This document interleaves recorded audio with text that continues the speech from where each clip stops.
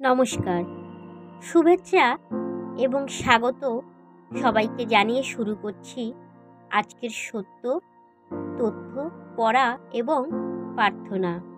বই, উপদেশক এবং প্রবচন থেকে। জয় যিশু। আমাদের আজকের সত্য প্রচারের চেষ্টা।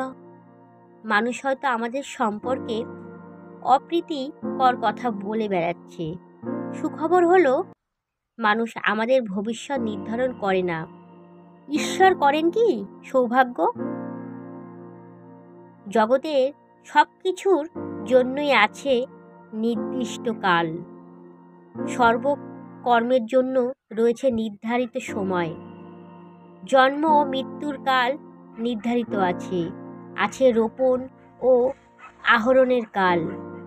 আছে হনন ও নিরাময়ের নির্দিষ্ট কাল। আছে ভাঙা ও গড়ার কাল। আছে হাসি কান্নার কাল। আছে শোক দুঃখ ও নৃত্য গীতির কাল। আছে ছড়িয়ে দেওয়া ও কুড়িয়ে নেওয়ার কাল। আছে মিলন ও বিরহের কাল। আছে অন্বেষণ ও হারানোর কাল এবং আয় ও ব্যয়েরও কাল। আছে ছিঁড়ে ফেলা ও জোড়া দেওয়ার কাল। আছে নীরবতা ও মূর্খতার কাল। আছে ভালোবাসা ও ঘৃণার কাল। আছে সংগ্রাম ও শান্তিরও কাল। জয় যিশু, জয় হোক। ধন্যবাদ।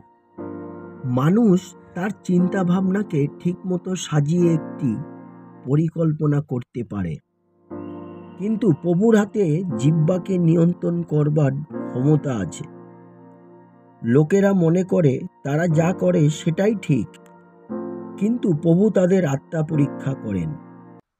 বিশ্বপিতা ঈশ্বর গত সব কিছুর জন্যে এবং আগামী সময় আরও অনেক কিছু যা এখনো দেখিনি, সেই সব কিছুর জন্যে আগাম ধন্যবাদ জানাই। হালেলুয়া। জয় যিশু। ঈশ্বর আমাদের বিশ্বাসের বৃদ্ধি করান, বিশ্বাসে বাঁচতে সাহায্য করুন প্রভু। এমনকি কিছু দেখতে না পেলেও যিশুর নামে সর্বদা জয় হোক। হালেলুয়া। শত কোটি আগাম ধন্যবাদ জানাই। আমেন।